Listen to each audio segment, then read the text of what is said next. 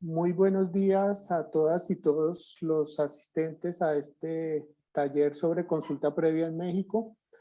Mi nombre es Juan Daniel Ávila Gómez y soy el coordinador de la fase 3 del proyecto Consulta Previa, Gobernabilidad y Sector Privado. Para mí es un gusto estar aquí presente en compañía de todos ustedes.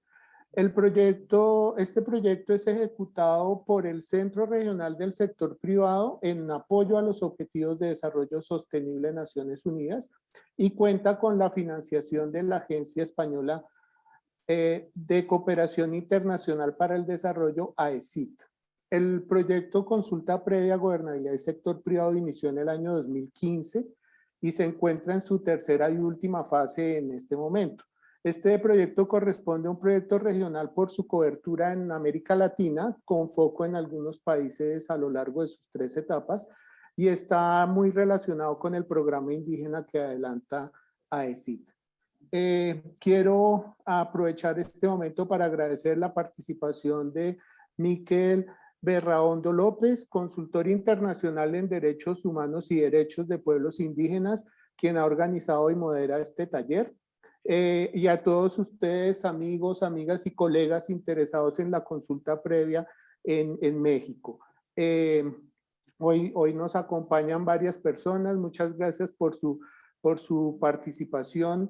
Entre otras personas de Acción, a Claudia Toledo, con quien ya el Centro Regional ha trabajado en otra de las actividades de este proyecto, documentando casos importantes, interesantes de consulta previa. Y quiero agradecer de manera muy especial a Miguel Ángel Encinas, coordinador general de la Cooperación Española en México, de AECID, quien desde la Oficina Técnica de Cooperación, la OTC de México, ha apoyado esta iniciativa. Y muchas gracias, Miguel Ángel, por la exitosa convocatoria. En los últimos días recibimos bastantes inscripciones y están llegando al evento en este momento. Esta actividad que hoy nos convoca ya corresponde al cuarto taller sobre consulta previa que se realiza por país en el marco del proyecto. Como les menciono, ya se han realizado Guatemala, Colombia y Perú. Hoy tenemos el gusto de estar acá, México, y se enmarca en un objetivo del proyecto que busca reducir la brecha entre los estándares internacionales y los estándares en cada uno de los países, en este caso México, sobre la implementación del derecho a la consulta previa. Esto a través de la creación de espacios de diálogo, de formación y de difusión como el que hoy nos convoca, y ha tenido un foco en Colombia, Ecuador, Perú, México, Guatemala, pero pues claramente es aplicable a toda América Latina en general.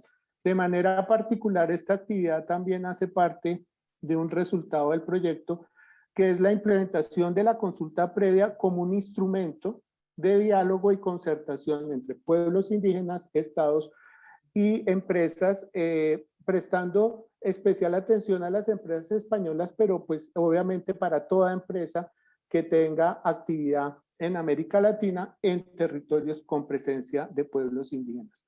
Estamos seguros que la agenda del día de hoy será de mucha utilidad para todos. Esperamos contar con su activa participación en el chat, todos los que nos acompañarán a lo largo de la sesión pueden interactuar a través de preguntas y sus comentarios, opiniones en el chat, y pues con Miquel estaremos muy atentos a irlas recogiendo a lo largo de la jornada.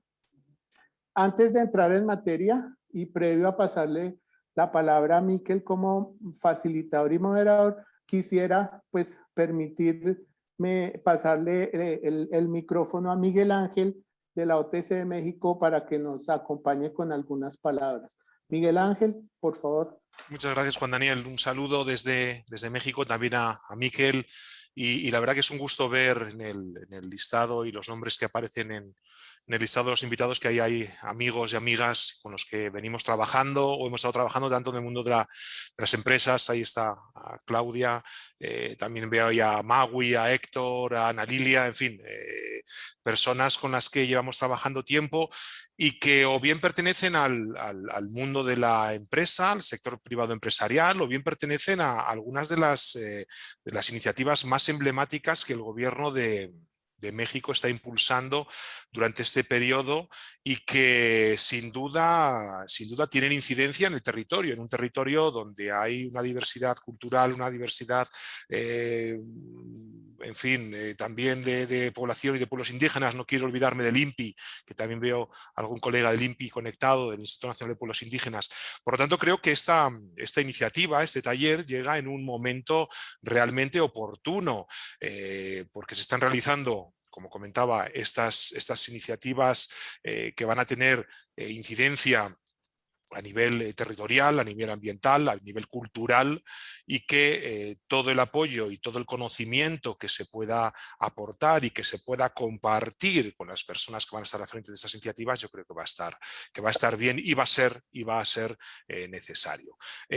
Yo sinceramente no quiero quitar más tiempo, Juan Daniel. Lo importante es el trabajo que nos va a presentar Miquel y como bien decías, la interacción que se pueda realizar entre Miquel y las diferentes personas que están hoy participando en esta interesante actividad. Agradecer al centro, agradecer enormemente al centro el esfuerzo, el trabajo, la persistencia. Agradecer a Miquel, por supuesto, toda su disposición y que ponga a nuestra disposición su experiencia y su conocimiento y su capacidad, que yo creo que no van a caer en saco roto, ni mucho menos, al contrario, que se va a aprovechar todo lo que Miquel nos pueda transmitir hoy aquí. Y sin duda, un agradecimiento muy especial y un abrazo enorme pues, a las y los colegas, amigas y amigos de México, con los que venimos realizando una serie de iniciativas, con los que estamos diseñando otras, y que la verdad es un gusto verles participando hoy aquí. Muchas gracias, Daniel. Gracias, Miguel Ángel. Y no, pues sin más preámbulo, entonces Miquel nos contará la dinámica y ya pues por favor a tomar la batuta de este taller. Insistimos, por favor participen en el chat, que con Miquel estaremos pendientes de ello. Miquel, el micrófono es suyo. Muchas gracias. Muchas gracias, Juan Daniel. Bueno, pues muchas gracias también a todos ustedes bueno, que se conectan al taller. Yo creo que, bueno, que aprovechando que somos un grupo selecto, podemos tratar de tener un diálogo lo más abierto posible, o sea, y que aprovechemos para que, bueno, estando pocas personas, que yo creo que, bueno, viendo un poco las presentaciones que hacía Miguel Ángel, pues todas tienen bastante experiencia en el tema de consulta previa, pues yo creo que podemos tratar de aprovechar que estas 2 horas sean un diálogo más que una sesión magistral de estándares internacionales, y que tratemos de ir un poco al día a día de sus actividades, a las dudas que ustedes tienen en el ejercicio de su labor y al trabajo que van haciendo, ¿no? Yo sé que tienen una mesa de empresas y desarrollo que coordina la OTC, con un trabajo súper interesante, y creo que en estos temas han ido avanzando. Así que, bueno, yo insisto en que lo ideal sería pues, que esto lo convirtamos en un diálogo y en un intercambio de opiniones y experiencias para enriquecernos unos y otros, ¿no? La dinámica nuestra, la dinámica un poco, la propuesta que tenemos para plantearles es, bueno, hacer unas pequeñas reflexiones sobre las cuestiones más controvertidas que nosotros entendemos que hay alrededor de la consulta previa, y a partir de ahí pues poder conversar sobre cómo esas cuestiones se aplican en Ecuador.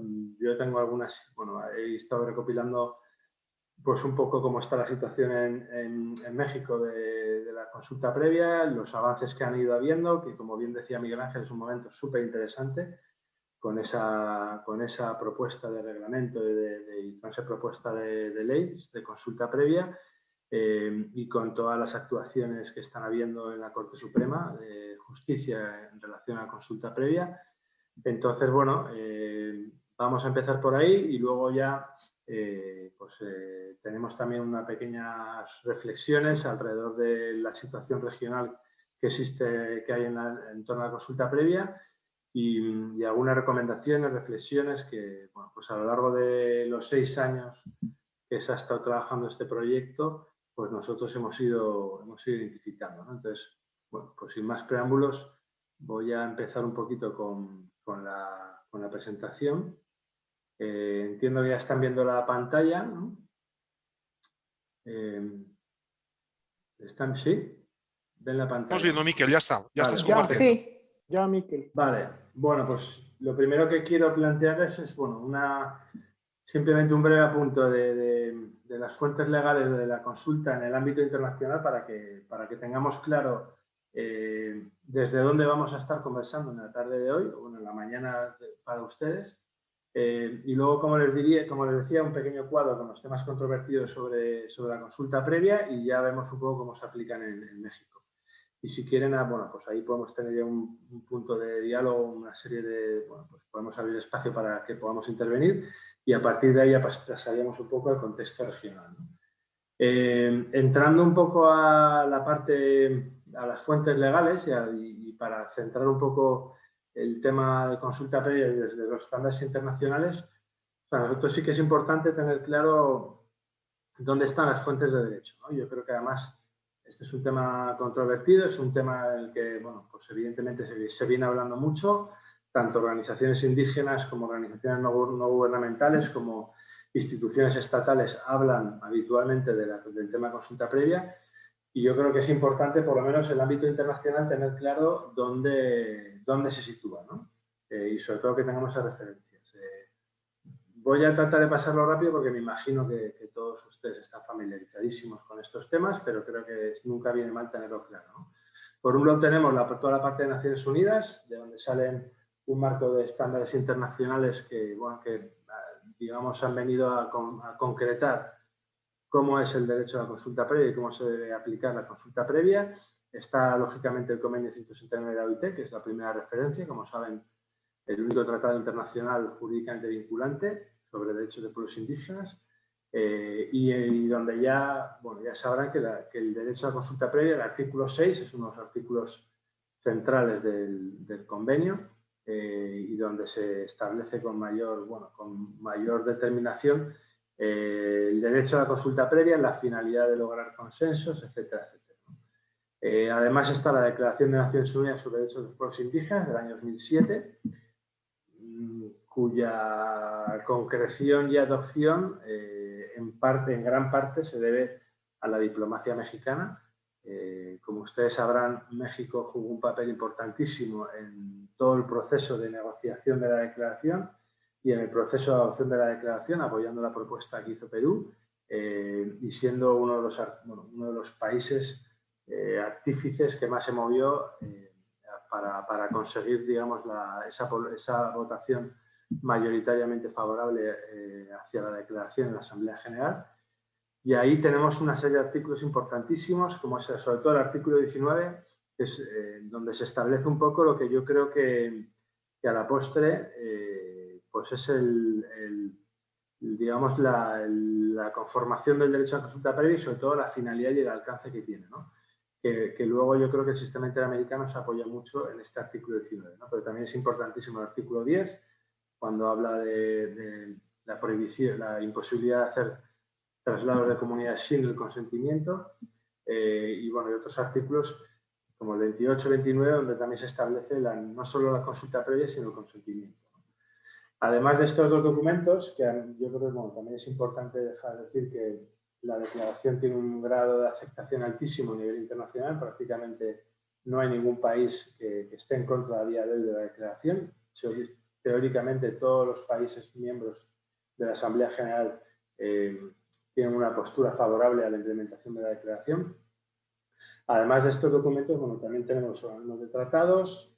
El Comité de Discriminación Racial es uno de los comités que más activo ha estado en todo lo que es la protección de los pueblos indígenas y la defensa del derecho a consulta previa y los informes de los relatores, ¿no? Desde Rodolfo Stavenhagen, que como saben fue el primer relator mexicano, pues hasta Francisco Calí, el relator actual guatemalteco, pues ha habido varios pronunciamientos importantísimos en torno a la consulta previa de distintos relatores que marcan también mucho estas fuentes legales, ¿no?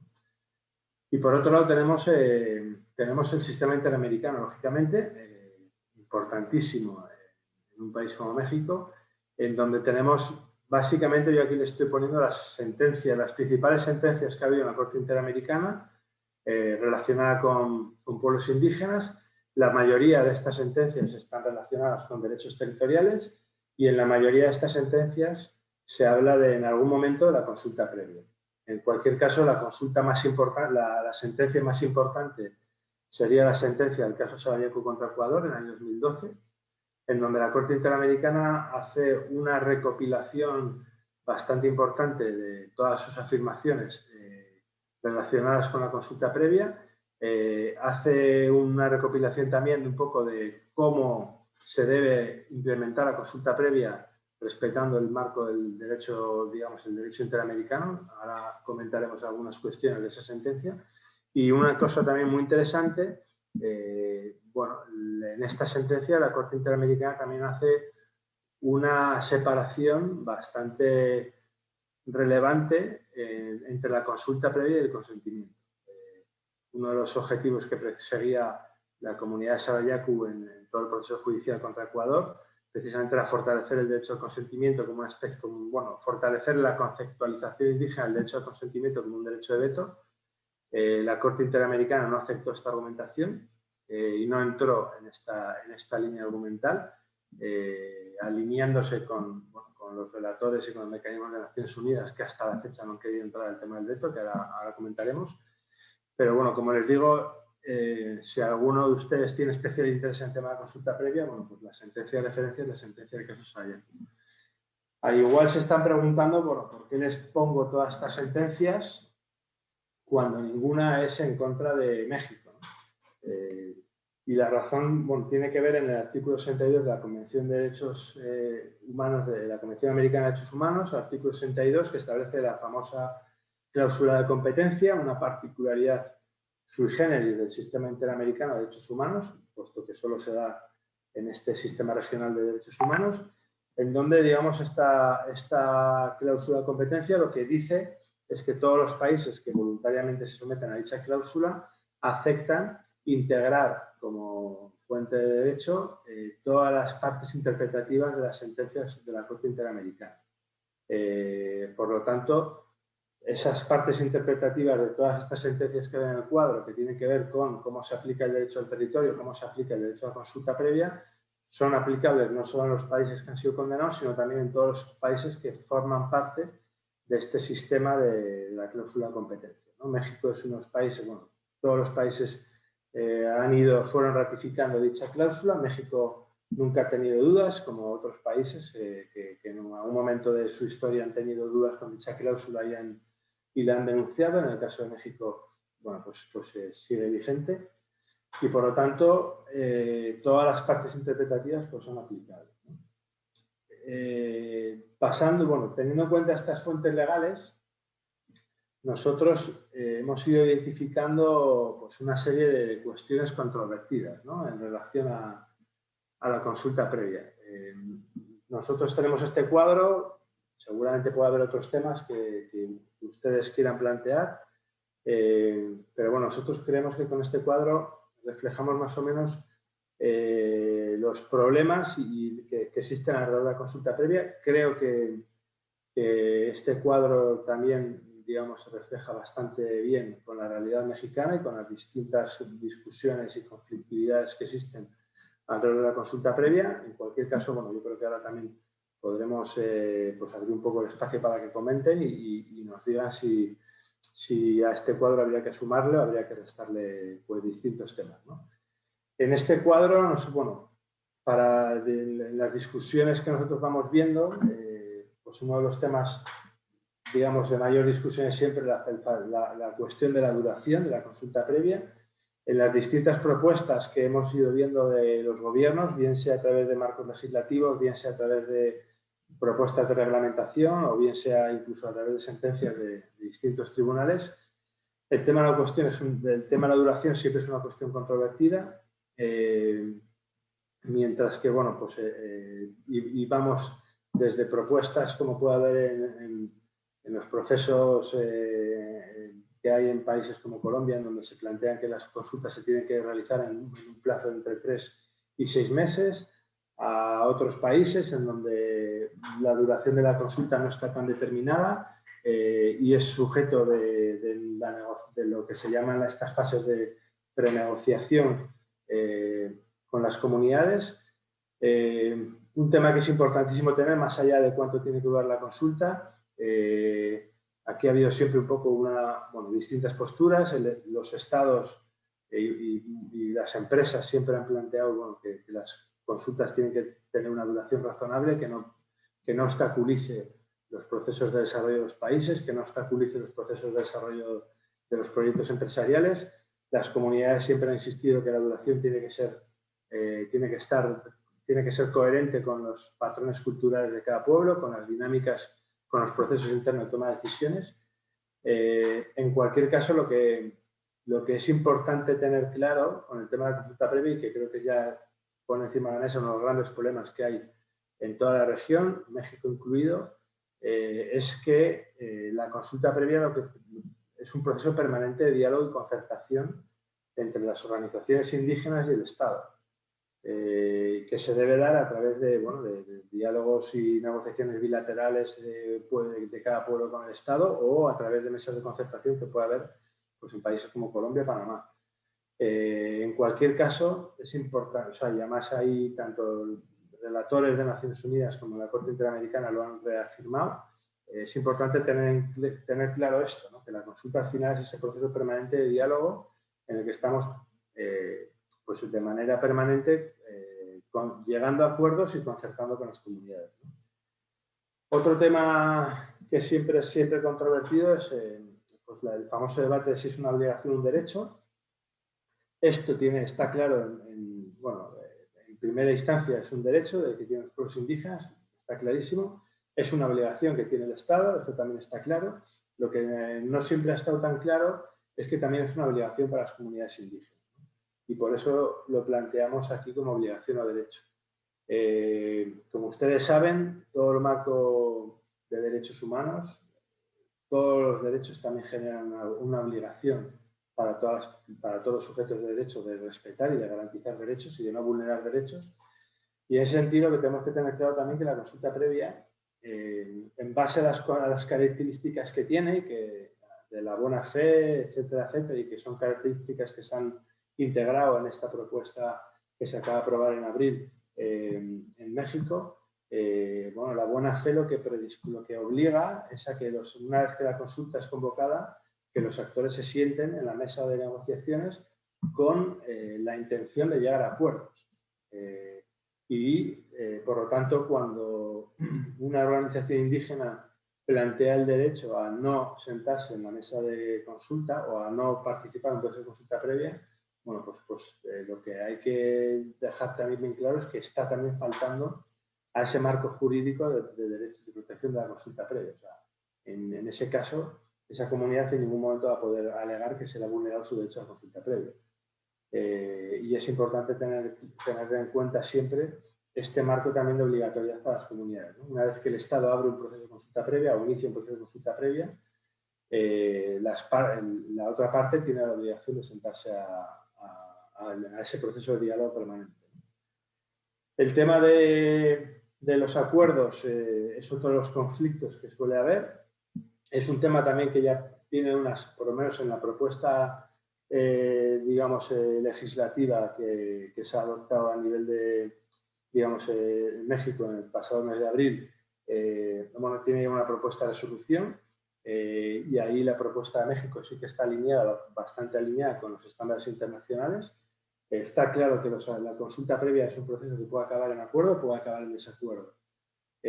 Cuando acaba en desacuerdo, lo que ha dicho claramente la OIT es que le corresponde al Estado tomar la decisión de seguir adelante con esa medida legislativa, seguir adelante con ese proyecto de desarrollo o integrarlas, o seguir negociando para forzar el acuerdo o paralizar el proyecto, ¿no? Pero una vez que se da por cerrado ese proceso de consulta y se da por cerrado ese diálogo, en aquellos supuestos en donde no hay acuerdo, el que tiene la última palabra es siempre el Estado. Y eso es un tema que tenemos que tenerlo, que hay que tenerlo claro, ¿no? Por lo menos hasta el momento es lo que ha dicho siempre la Corte, bueno, la OIT y, bueno, y la Corte Interamericana, ¿no?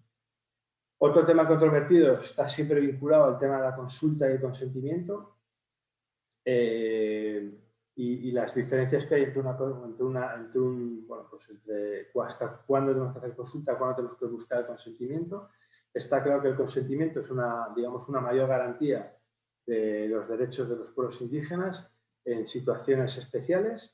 El sistema internacional, tanto Naciones Unidas como la Corte Interamericana, ha acotado en 3 supuestos los casos en los que se necesita el consentimiento: cuando va a haber impactos graves en la supervivencia física o cultural de las comunidades o impactos graves a nivel medioambiental; cuando va a haber almacenamiento de desechos tóxicos en el territorio indígena; y cuando va a haber desalojos o traslado de comunidades dentro del territorio. En esos 3 supuestos, la consulta no es suficiente y siempre tiene que haber el consentimiento de estas comunidades.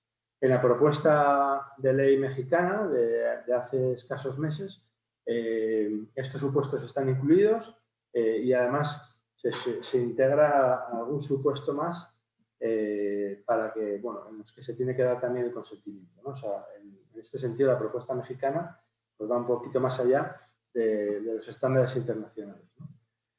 El famoso tema del derecho de veto es otro tema muy relacionado con el consentimiento. Desde distintas organizaciones indígenas, y en México no es una excepción, organizaciones, comunidades indígenas llevan mucho tiempo planteando que el consentimiento hay que interpretarlo como una forma de expresar el derecho de veto, que es como un derecho que tienen las comunidades para poder rechazar los proyectos, rechazar las propuestas legislativas cuando no se alineen con sus intereses. En el ámbito internacional esta teoría en el ámbito jurídico no se ha fundamentado.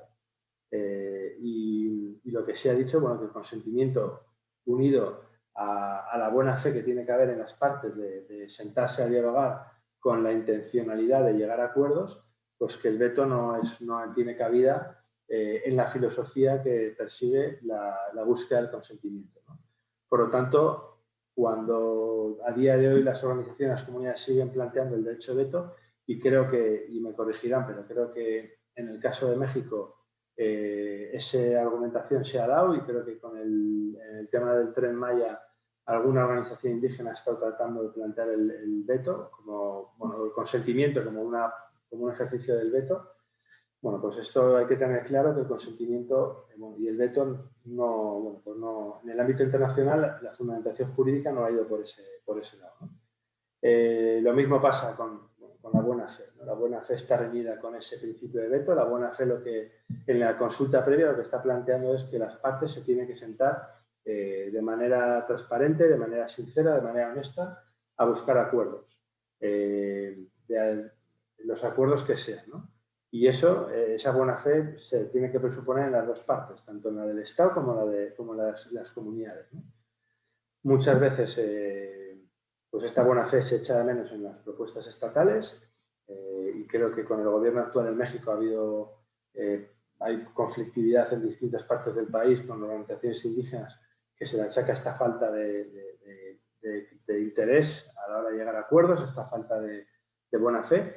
Pero también tenemos que tener en cuenta que esta buena fe tiene que darse también en las comunidades indígenas. O sea, una comunidad indígena no puede ir a un proceso de consulta tratando de boicotear el proceso de consulta. Eso sería una falta contra la buena fe y, por lo tanto, sería ahí un proceso de consulta previa viciado, ¿no?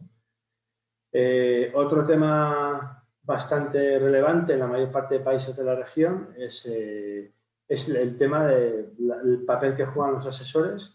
Está claro que la asistencia técnica es un derecho que tienen como parte de la consulta previa, que tienen las comunidades. Así se refleja además en esta propuesta de ley que hay en México. No hay duda sobre la necesidad de que haya asistencia técnica. La cuestión aquí es el papel que juegan esas asistencias técnicas o esos asesores, ¿no? Y sobre todo cómo se determinan quiénes realizan ese papel de asistencia técnica, ¿no? La realidad que se ha producido en algunos países y en algunas situaciones es que la presencia de asesores externos lo que ha venido a realizar ha venido a generar mayor conflictividad cuando los asesores de repente han tenido sus agendas paralelas, que no han sido muchas, en algunos casos no se han correspondido con las agendas de las comunidades, y la conflictividad pues se ha aumentado o se ha generalizado, ¿no?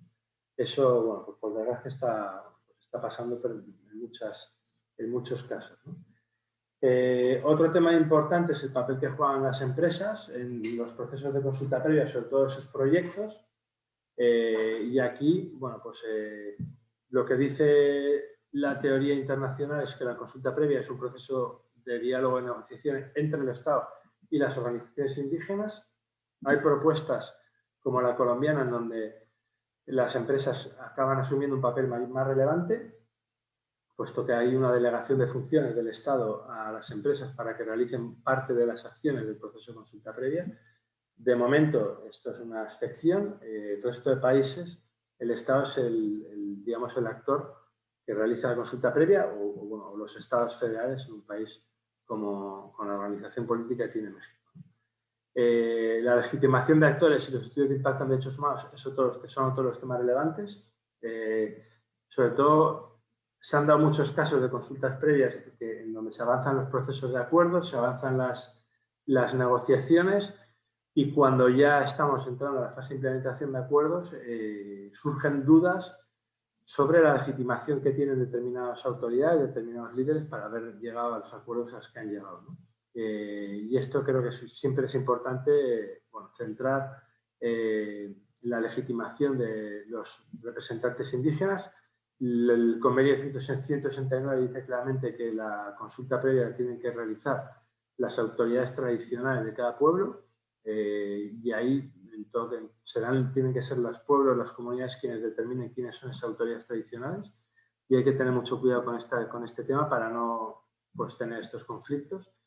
Y los estudios de impacto en derechos humanos creo que es un tema importantísimo, que además tiene mucho que ver con la guía de diligencia en materia de derechos humanos, que es otro tema importantísimo, toda la agenda de empresas y derechos humanos que se está construyendo a nivel regional, porque bueno, la Corte Interamericana, en el caso de Sarayaku, ya determinó de manera muy clara que uno de los pasos previos a la negociación de los acuerdos en un proceso de consulta previa tiene que ser que se realice un estudio de impactos ambientales y un estudio de impactos en derechos con participación de las comunidades.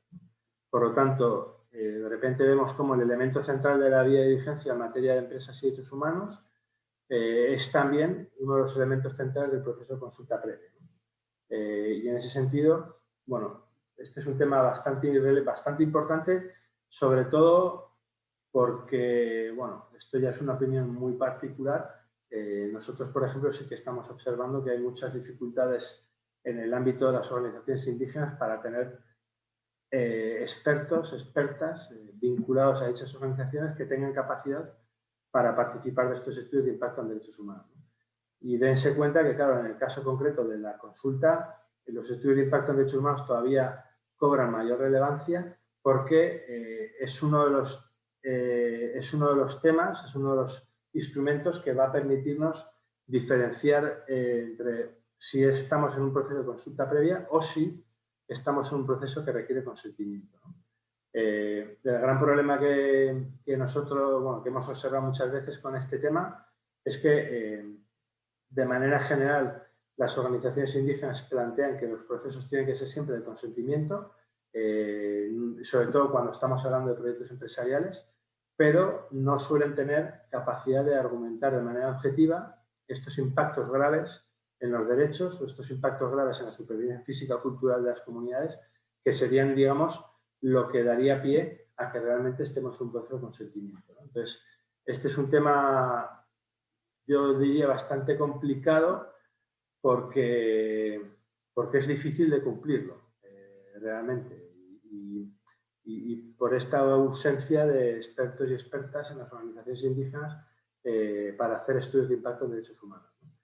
Pero como digo, al final acaba siendo un tema súper relevante porque no es lo mismo hacer un proceso de consulta previa que hacer un proceso de consentimiento. Y eso, lógicamente, afecta a los tiempos, afecta a los alcances, afecta a los acuerdos. Es una cuestión bastante importante. No sé si tienen alguna duda, algún comentario, si quieren, podemos hacer un pequeño alto para incentivar un poco el diálogo y que puedan opinar.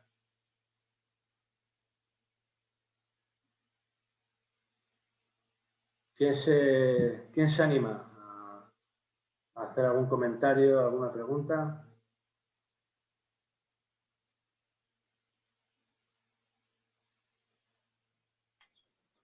Héctor Ramírez, quisiera hacer un breve comentario y bueno, estamos varias personas del corredor interoceánico, de la Unidad de Desarrollo Regional, y somos quienes tuvimos a nuestro cargo el proceso de consulta indígena para el programa de desarrollo del Istmo de Tehuantepec.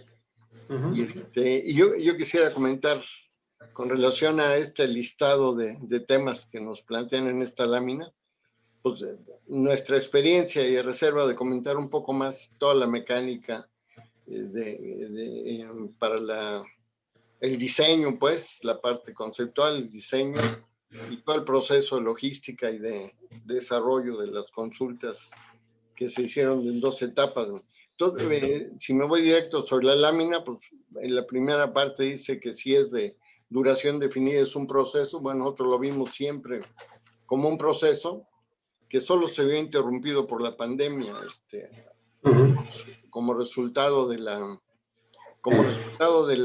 consulta, pues se definieron en todos los casos en 7 mesas distintas, donde se agruparon los 12 pueblos indígenas.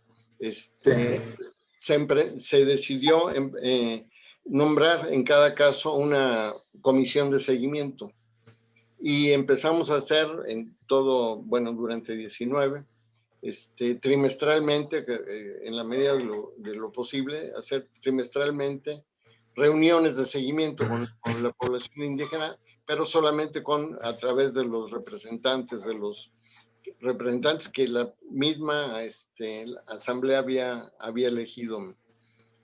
Por la pandemia los interrumpimos, estamos en el proceso de reiniciar nuevamente, aunque pues a últimas fechas se volvió a agravar el tema del COVID allá en la región. Entonces, pues en este caso nosotros lo vimos de entrada como un proceso. Desde luego en el siguiente tema, pues como una obligación del Estado. De hecho, el presidente en el pronunciamiento uno de los actos iniciales de gobierno fue anunciar el programa de desarrollo del Istmo. Esto fue el 23 de diciembre de 2018.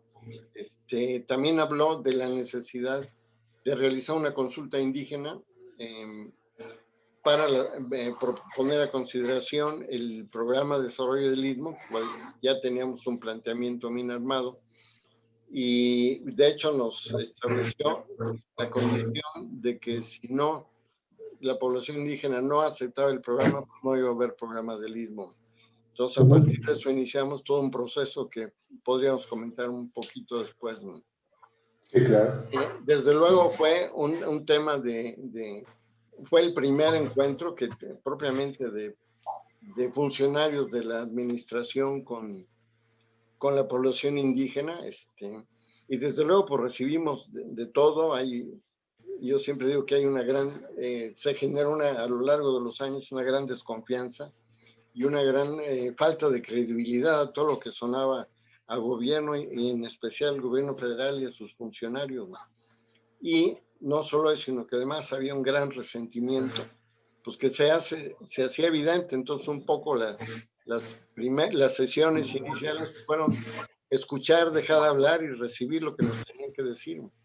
Eso fue un poco desinflando el globo de la presión, y desde luego, dado que el panorama general del Istmo es de rezago social, pues lo primero que brincó fue una gran lista que llegó a 900 peticiones de diversa naturaleza, de atención de necesidades básicas en la mayoría de los casos. Digamos que se convirtió esto en un foro, además de escuchar y de comentar el programa. Desde luego era lo fundamental, informar del programa, pues se convirtió en digamos, una serie de sesiones para recibir peticiones de diversa naturaleza, todas las cuales se ordenaron, se organizaron en bases de datos y se le dio el trámite correspondiente, lo cual no siempre llevó a la atención por parte de las dependencias federales, pero sin embargo hicimos la gestión. En cuanto a lo que es la consulta versus consentimiento, bueno, pues la consulta aquí tenía un propósito explícito, que era obtener el consentimiento para la instrumentación del programa de desarrollo del Istmo. Ahí estaba claramente definido que ese era el propósito. Y bueno, se logró positivamente, como podremos comentar un poco más adelante. No vimos en ningún caso la intención de ejercer un derecho de veto. Lo que vimos desde entonces y confirmamos es una gran necesidad de la población local, en especial de la población indígena, pues de ser escuchados, de ser incorporados en el proceso, de que sean atendidas sus peticiones, pero no vimos desde luego en ningún caso la idea de que nos vetaran el programa o que no quisieran instrumentarlo. De hecho, está documentado la forma en que se hizo, está firmado, están hechas las actas, los acuerdos. No sentimos que fuera a ser utilizada como una herramienta para vetar la propuesta gubernamental. En general, sentimos con relación al siguiente punto, por buena fe, o sea, en todos los casos no excepcionalmente notamos ahí animadversión sobre ciertas personas, funcionarios que íbamos por ahí, eran cosas muy localizadas, muy puntos encontrados y generados desde antes, que habían adquirido un toque personal, pero digamos que eso no trastocó la buena fe que tanto por las autoridades de gobierno llevamos nosotros el respaldo en todas las 7 mesas, en 7 asambleas, el respaldo de alrededor de 100 funcionarios de gobierno. O sea, los sacamos del escritorio y los plantamos ahí frente a la realidad. Fue muy útil en ese momento, y posteriormente a nosotros como organismo público nos ha sido muy útil que se hayan sensibilizado. Se ven muy distintas las cosas desde el escritorio que desde el trabajo en territorio, el enfrentamiento con la realidad. Asesores, bueno, pues, no sé si considerar que nosotros sí pedimos la asistencia, no como asesores, sino como, digamos, como fue pública, por un lado de Naciones Unidas, el PNUD, y también de la Comisión Nacional de Derechos Humanos. Nuestro órgano garante en todos los casos, sí hubo presencia de funcionarios en las 7 sedes, las 7 asambleas de la Secretaría de Gobernación. Decidimos que pues, era importante tener un órgano garante y pedimos a la Secretaría de Gobernación, y sí, desde luego nos acompañó a través del área que tiene que ver con estos temas. Detectamos, bueno, no sé si empresas se refiere a empresas privadas. En este caso no hubo participación de empresas en ningún caso. Fue un acto eminentemente social, y la interacción entre pues, un segmento de la sociedad muy importante, la población indígena, tiene un peso muy importante en la población local, pero no me parece que haya habido intervención de ninguna empresa, ni que hayan sido actores relevantes de ninguna manera en todo este proceso que nosotros llevamos a cabo. En cuanto a lo que es legitimación de actores, bueno, pues había un grupo por ahí de activistas que tampoco tomaron una mala actitud.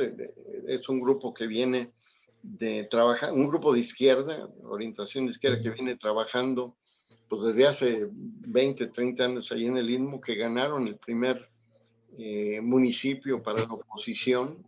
Me refiero a COSEI, una organización que tuvo su importancia y que participó en actividades inclusive gubernamentales.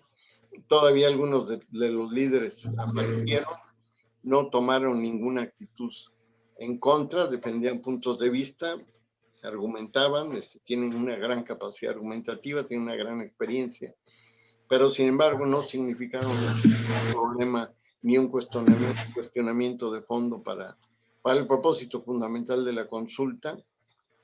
Y bueno, el último tema que sería los estudios de impacto en derechos. Bueno, pues la verdad es que ese tema no nos metimos en ese tema, simplemente continuamos con el proceso de las reuniones con las comisiones de seguimiento de acuerdos y de compromisos, pero en la parte de estudios de impacto, o si esto había tenido impacto, nosotros no lo hicimos por nuestra parte, no era nuestro interés. Sin embargo, en todo este proceso nos acompañó la Comisión Nacional de Pueblos Indígenas, que tiene a su cargo pues, todo el proceso de consulta que está llevando actualmente para la ley de consulta. Entonces, pues yo estimo que en el caso de ellos, sí debieron haber tomado la experiencia, nos acompañaron en todos los eventos, en las, no sé, 20 y tantas asambleas que al final se hicieron, incluyendo las reuniones de seguimiento con las comisiones, pero en el caso nuestro no llevamos a cabo estudios de impacto en los derechos de los pueblos indígenas. No era su interés. Y eso ha sido un primer acercamiento, una primera impresión de nuestra experiencia con relación a esta tabla y cada uno de los elementos. No se me ocurre algún otro elemento adicional que pudiéramos sugerir, pero no sé si Ana y Aldo que están por aquí pudieran o tuvieran algo adicional. Eso sería mi comentario así de entrada a lo que nos están presentando, ¿no? Sí, yo nada más que pudiera complementar el comentario de Héctor Aldo Silva. Como comentaba Héctor, nosotros fuimos el grupo que estuvo a cargo de la consulta indígena para el Istmo de Tehuantepec. Y un poquito nada más, pues digamos, con el presidente de la República instruyó a hacer la consulta a los pueblos en el Istmo de Tehuantepec. Pues ahí fue un poco complicado porque estábamos hablando de una consulta para un programa de desarrollo regional, ¿no? Entonces, normalmente las consultas indígenas pues se hacen para proyectos de infraestructura o para proyectos bien delimitados, ¿no? Y aquí estábamos hablando de un proyecto pues que digamos que tiene una cobertura de toda una región. Entonces justamente esa fue, digamos, pues el primer gran reto que nosotros tuvimos que solventar, y como comentaba Héctor, pues fue cuando pues digamos, se innovaron con estas figuras de asambleas consultivas regionales, en donde el objetivo era poder, pues digamos, reunir a los diferentes líderes de los pueblos originarios distribuidos a lo largo del corredor interoceánico del Istmo de Tehuantepec, y así es como solventamos esta digamos, pues consulta indígena que fue, pues digamos, la primera en México que hizo una consulta para un programa de desarrollo regional, ¿no? Entonces, digamos, también fue esa un poquito la complicación y hacer el protocolo, hacer todos pues los acuerdos previos para poderse reunir. Entonces yo nada más ahí, como comentario rápido en la tabla, me parece que también incluiría el tema de la cobertura para ver justamente en las consultas, ¿no? Pues digamos hasta dónde se puede o no hacer las consultas, a quién se consulta o no, y de qué forma. Me parece que también es un punto que se tiene que, digamos, a nuestra experiencia, que se tiene que tomar muy en cuenta. Muchas gracias. Vale, no, muchas gracias. Había levantado la mano Claudia Toledo y Ana Lilia. Sí, Claudia. bueno, sí, Claudia Toledo de la empresa Acciona. Pues en la parte de las consultas por parte de las empresas, considero que debe ser un tema relevante, aunque en el Istmo de Tehuantepec, hablando de las consultas propiamente de los parques eólicos, fueron una realidad, no digamos propiamente llamada consulta indígena, fue a través de asambleas con ejidatarios, y que al entrar en vigor esta normativa de la evaluación de impacto social, se contempla la consulta indígena como legalmente obligatoria. Sin embargo, muchos de los parques en su momento se hicieron sin este requisito, este protocolo, ¿no? Como consulta que actualmente se conoce como consulta indígena. Sin embargo, al reaccionar, qué tanta apertura o qué tanta la consulta previa crea hasta los lazos de confianza entre la comunidad y empresa. Creo que es muy valioso partir desde ahí para cualquier proyecto de infraestructura, como lo mencionaba Aldo, ¿no? Que muchas de las consultas han sido muy particulares por proyectos de infraestructura. En este caso, en un parque eólico, al momento de que si en su caso se pudiera dar una consulta indígena y no indígena, pudiera ser un punto de encuentro, un punto de solución, un punto de convivencia, de apertura y de las buenas relaciones entre las empresas y la comunidad. Yo creo que yo parto de ahí para decir que sí, son necesarias, son muy productivas, pero además abre mucho paso a este tipo de conflictos que nos puedan ocasionar esas malas relaciones para poder desarrollar los proyectos. Sí, bueno, damos la palabra a Ana y luego comentamos. Sí. Ana, por favor. Sí, muchas gracias. De hecho, concuerdo totalmente con nuestra compañera Claudia. Creo que esto también forma parte del corredor interoceánico, ¿no? Parte del éxito, de la relevancia de esta consulta.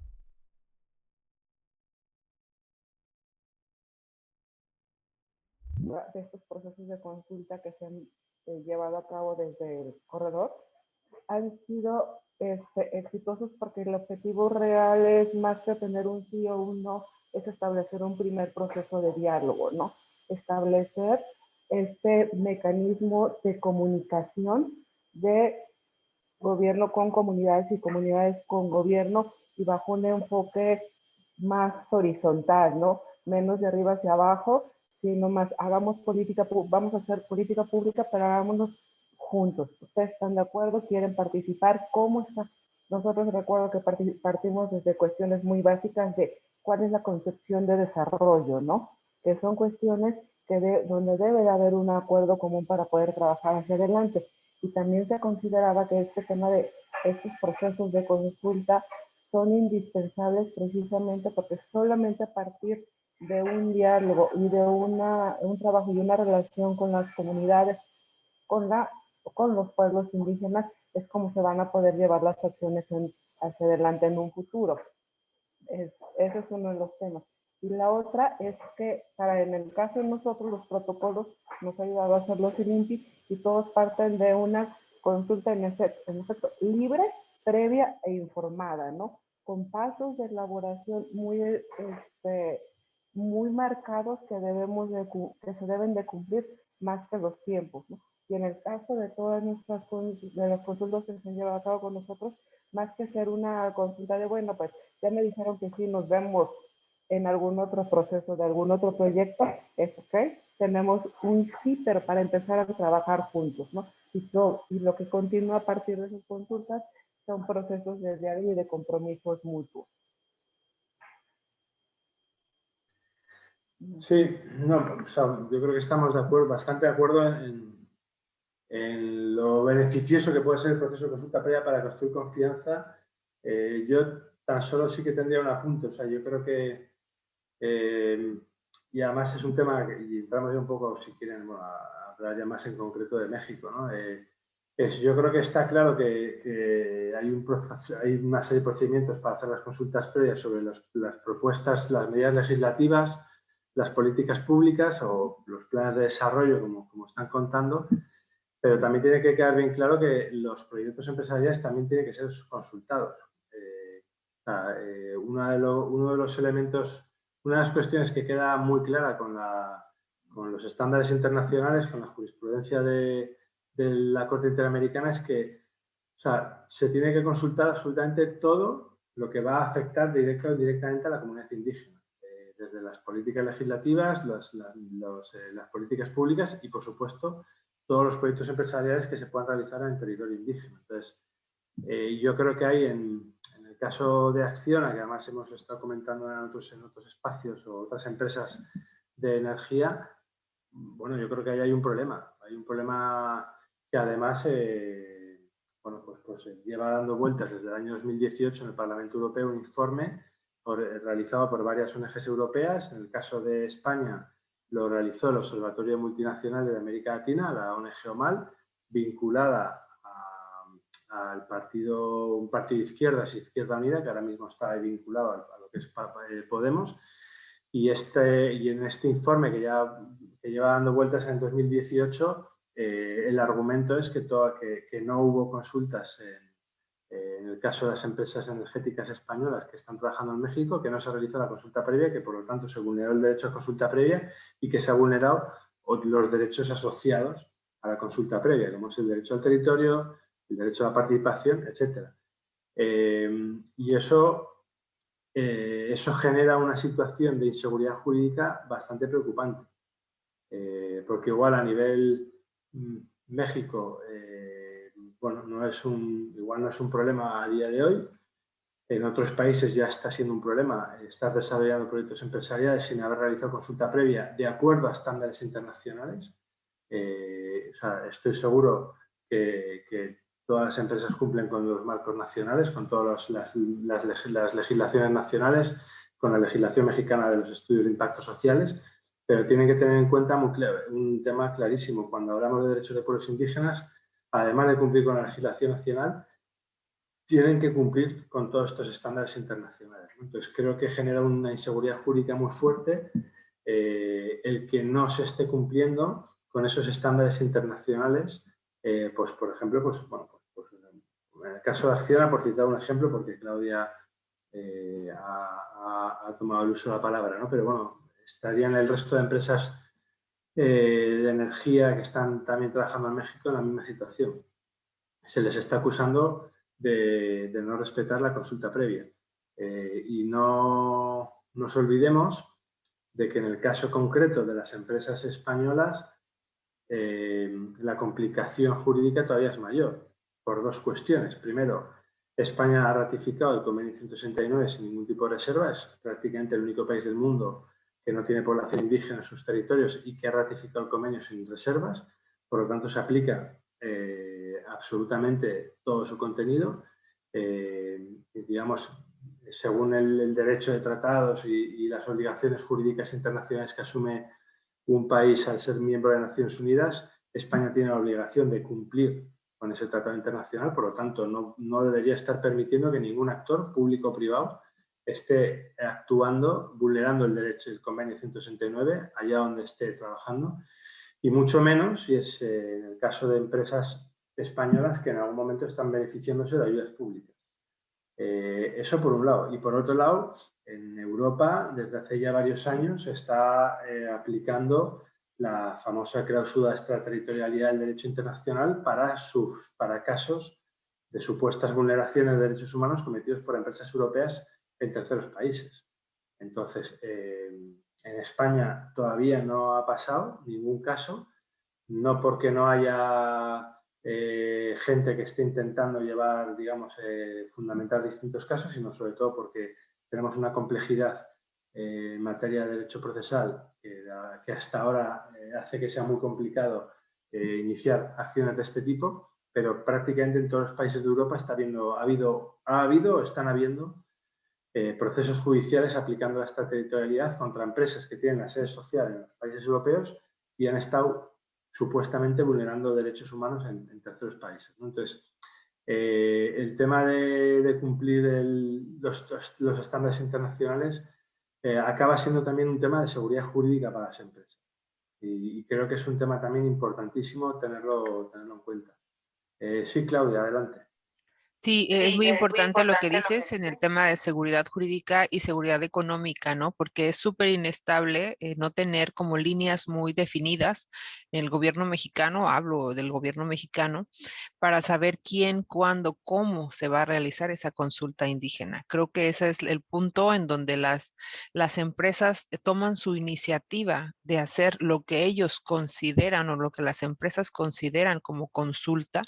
Sin embargo, no hay como lineamientos o estructuras muy claras para saber a quién le corresponde desde la ejecución hasta lo financiero, hasta el tema de la logística, ¿no? De cómo se va a dar una consulta indígena tal como lo muestra la ley, tal como lo muestran los convenios internacionales, y eso es uno de los riesgos que como empresa empiezas a tener, esa incertidumbre jurídica, esa incertidumbre económica, y que puede llegar inclusive a echar abajo un proyecto, como pasó en el caso de Mareña Renovables, que también todo el mundo lo conoce, ¿no? Que precisamente esa situación de inestabilidad política hizo a que el proyecto no se lleve, ¿no? El proyecto no se Tal cual. desarrolle. Entonces ahí viene como esos frenos, vamos a llamarle así como empresa.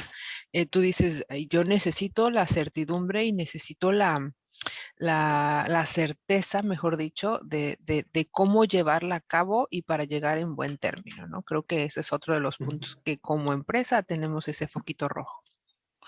Sí, sí, totalmente de acuerdo, y además justo estás, bueno, pues, te estás adelantando un poco a lo que quería comentar ahora, pero bueno, pero da igual porque es que es súper relevante lo que estás planteando, y creo que es, y ahí ustedes me corrigen porque evidentemente tienen más experiencia que yo, pero es uno, para mí creo que ese es el gran problema de la aplicación de la consulta previa en el caso de México. O sea, está claro cómo se aplica la consulta previa en la parte de planes de desarrollo y medidas legislativas y planes y políticas públicas, y la propuesta que se aprobó recientemente en abril es una propuesta a nivel de contenido muy coherente con los estándares internacionales, pero el gran tema, y aquí la gran cuestión, es precisamente las consultas previas de los proyectos empresariales y cómo se realiza en México, ¿no? Yo creo que, y ahí, insisto, ustedes tienen más experiencia y me corrigen, pero creo que esa situación en la que cada empresa tiene que más o menos hacer la consulta como, bueno, pues como se le ocurra, haciendo un protocolo y haciendo una negociación caso por caso y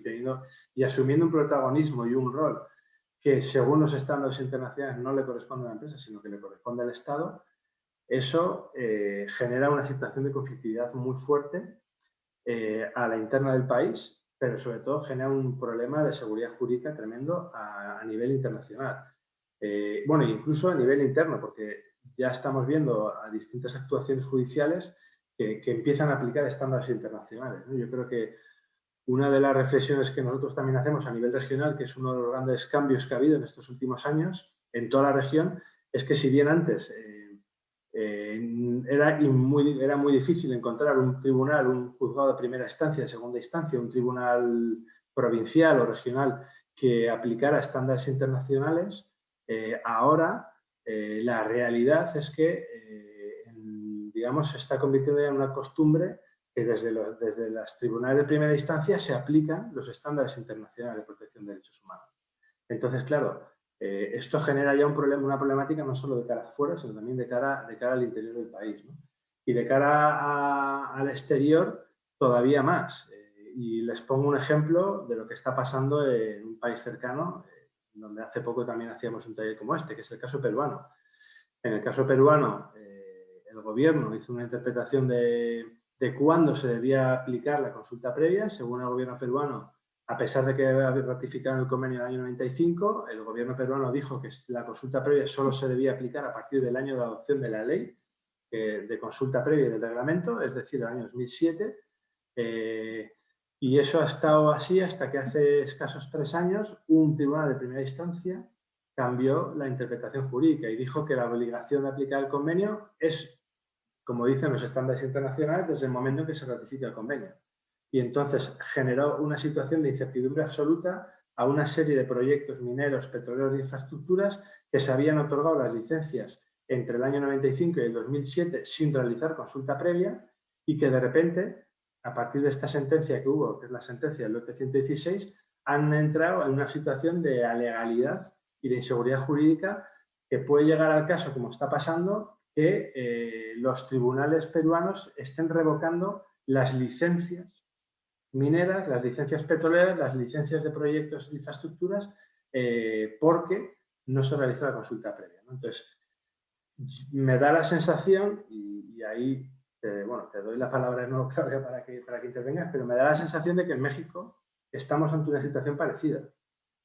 o podemos estar ante una situación parecida con esta situación en la que las empresas tenéis que realizar las consultas indígenas, como las llamáis, tenéis que realizar esos estudios de impacto social que desgraciadamente no es lo mismo que lo que establece el convenio 169 cuando habla de que hay que hacer, cuando la Corte Interamericana dice que hay que hacer estudios de impacto en derechos humanos con participación de las comunidades, y creo que se está generando, ahí hay una situación de vulnerabilidad importante que si las organizaciones indígenas mexicanas empiezan a salir fuera a los mecanismos internacionales o empiezan a llegar a Europa, como es el caso de este informe que os comentaba, se empieza, o sea, creo que puede haber una situación bastante problemática para las empresas en términos generales, y en el caso ya de empresas europeas o empresas españolas todavía más por ese mayor marco de protección que ahora mismo tenemos en Europa. Eso ahora, si en menos de un año la situación en Europa va a ser todavía más problemática digamos, más problemática para no cumplir el derecho, porque como ustedes habrán oído, estamos en mitad de un proceso de negociación de una nueva directiva europea sobre debida diligencia en materia de derechos humanos, en donde ya la debida diligencia de derechos humanos va a dejar de ser voluntaria y se va a convertir en un marco jurídico de obligado cumplimiento para todas las empresas europeas allá donde estén operando.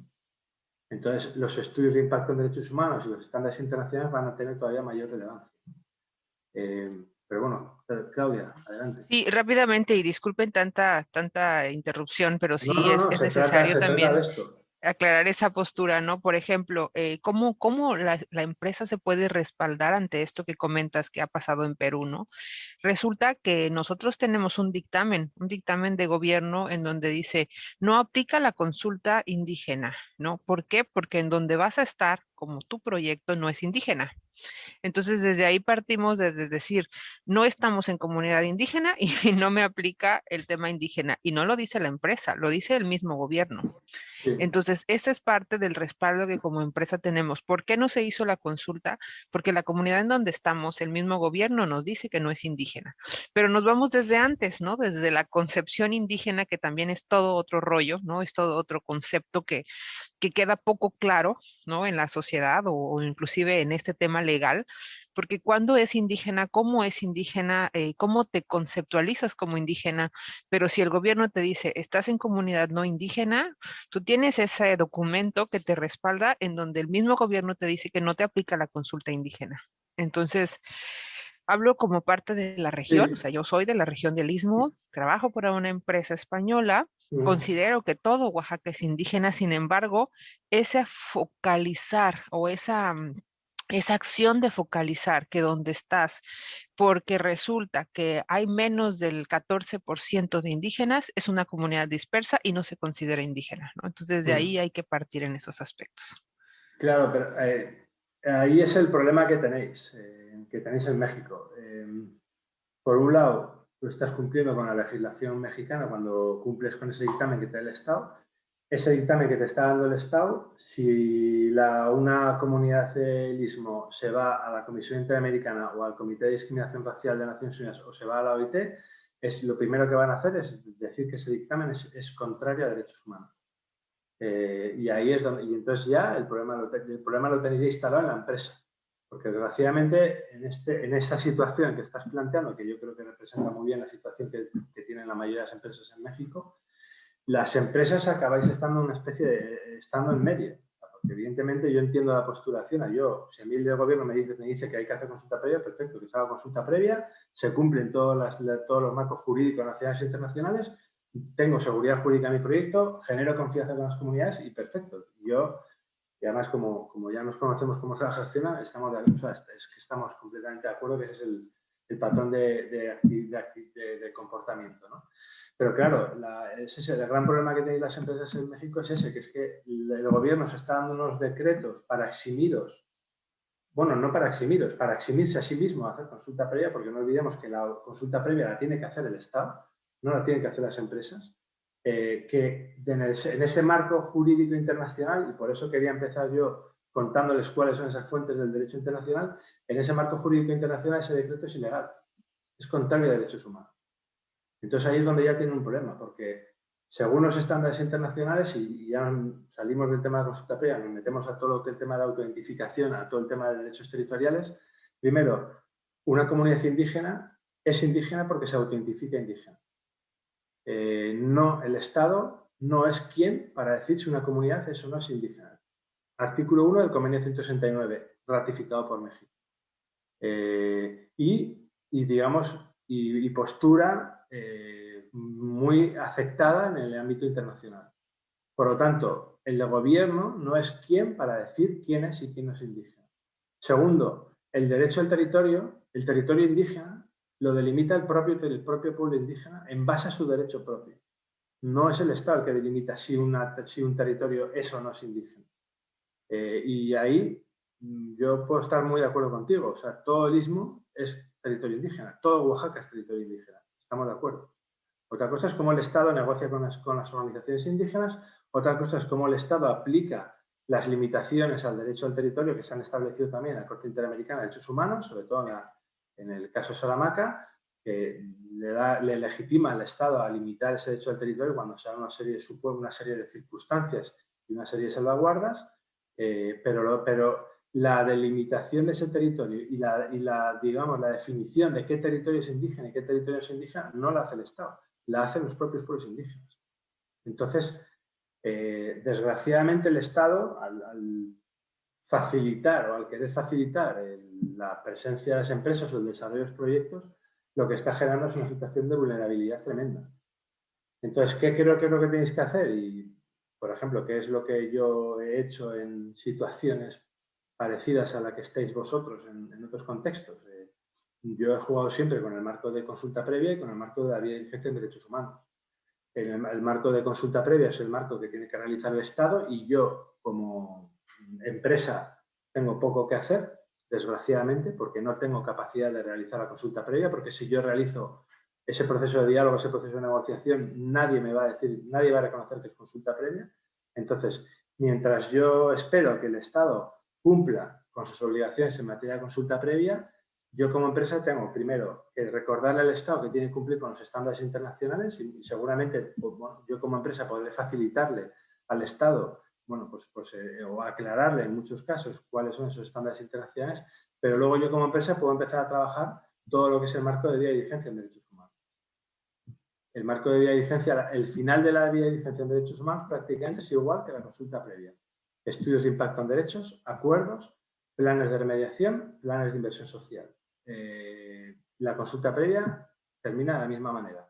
Estudios de impacto en derechos, acuerdos, negociaciones de acuerdos, planes de remediación de los impactos negativos o del daño que se genera a la comunidad y planes de inversión social y participación en beneficios. Entonces, ahí como empresa, y por ejemplo, a mí me ha dado buenos resultados en situaciones como la que tenéis vosotros. Cuando yo he cumplido con la vía de diligencia y he demostrado que he cumplido con la vía de diligencia, he conseguido que las comunidades estén de acuerdo conmigo, se generen ese marco de confianza conmigo y denuncias que han intentado interponer pues, por determinados sectores o personas, digamos, pues que no estaban de acuerdo con los procesos, han perdido toda la legitimación jurídica porque la vía de diligencia ha demostrado que no se ha vulnerado ningún derecho. Pues creo que ahí tenéis que ver pues, cómo podéis jugar con estos marcos y sobre todo cómo podéis seguir haciendo esa labor de incentivar al Estado a que cumpla con esos estándares internacionales, con esas obligaciones internacionales que el Estado mexicano ha aceptado a través de la ratificación del convenio, a través de la jurisprudencia de la Corte Interamericana. Isabel, adelante.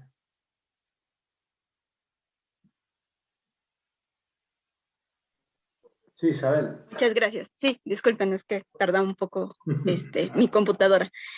Bueno, pues mi nombre es Isabel Reyes, de la Dirección de Asuntos Internacionales del Instituto Nacional de los Pueblos Indígenas, en representación del licenciado Saúl Vicente, que no pudo asistir porque está en un traslado. Pero bueno, justo comentando lo que ahorita están... Bueno, justo para abordar el tema, ¿no?, de las empresas, nosotros pues hacemos una atenta invitación a que se puedan acercar al INPI para recibir orientación, porque es cierto lo que comentan de que la autoridad responsable es la que tiene la obligación de hacer la consulta. Nosotros fungimos como órgano técnico, no obstante, son las dependencias responsables en el ámbito de sus atribuciones quienes deben realizar las consultas correspondientes, no solo en cuestión de infraestructura, sino de los otros temas grandes o más particulares. Entendemos que justo por eso es importante esta ley, ¿no? Que está en proceso, que justo pasó a la Cámara de Senadores para su revisión y aprobación, en la que todavía está en este proceso. Pero pues nosotros nos ponemos igual a disposición para que poder asesorar pues el camino que puedan tomar, que tengan una mayor certeza de a quién acercarse como autoridad responsable y sobre todo nosotros reconociendo justamente, de hecho, nosotros cuando hablamos de los pueblos indígenas, comentamos que son 68 pueblos vinculados a agrupaciones lingüísticas, porque no podemos definirlos como esos 68 pueblos, porque justamente las 68 agrupaciones lingüísticas hasta ahora reconocidas son agrupaciones generales lingüísticas que tienen 354 variantes hasta ahora, pero que también estamos en el proceso de que hay pueblos indígenas que no tienen ya como una lengua por diferentes razones históricas, obviamente, ¿no? De discriminación, en las que también ellos están buscando este reconocimiento y que no los podemos como aglutinar o solamente limitar a esta variante. Como bien comenta, es el tema de autoadscripción, ¿no?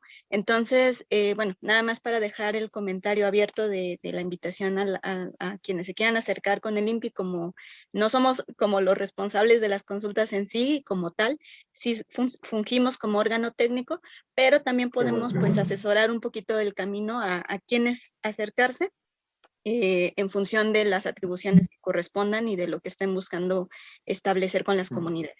Muchas gracias. No, muchísimas gracias, Isabel.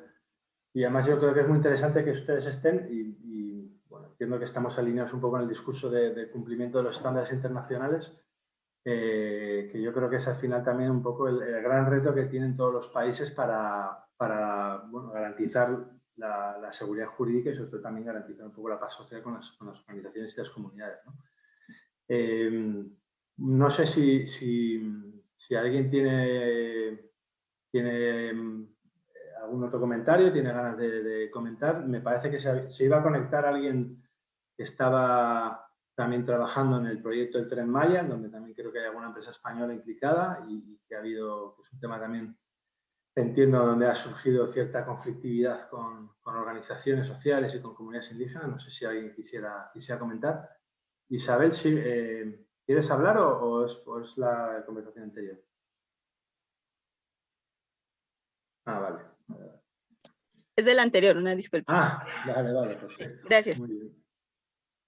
Vale. Bueno, pues no sé si nadie más, si nadie se anima, yo, bueno, pues seguimos, les sigo contando otras cuestiones, pero bueno, sería... Vale, pues seguimos, venga. Vale, voy a volver a compartir la pantalla. Vamos a pasar ya un poco bueno, a la parte regional. A modo de leyes, bueno, del contexto nacional, al margen de lo que acabamos de comentar, que evidentemente, bueno, pues ustedes lo comentan mejor que yo, sí que me gustaría destacar también la ley de consulta previa de Oaxaca del año pasado.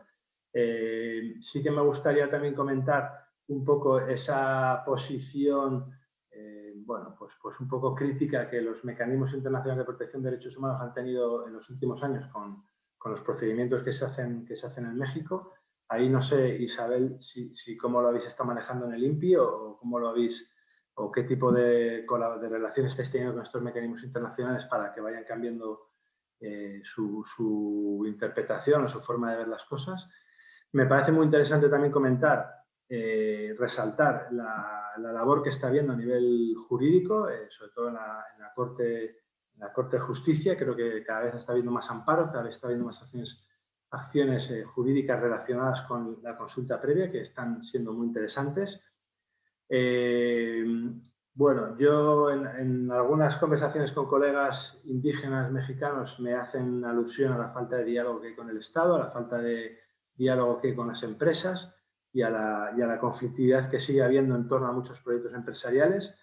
Ya hemos hablado del tema de este informe que está hoy circulando desde el año 2018 en el Parlamento Europeo, pues, bueno, poniendo un poco el dedo en la llaga del tema de la consulta previa en el Istmo.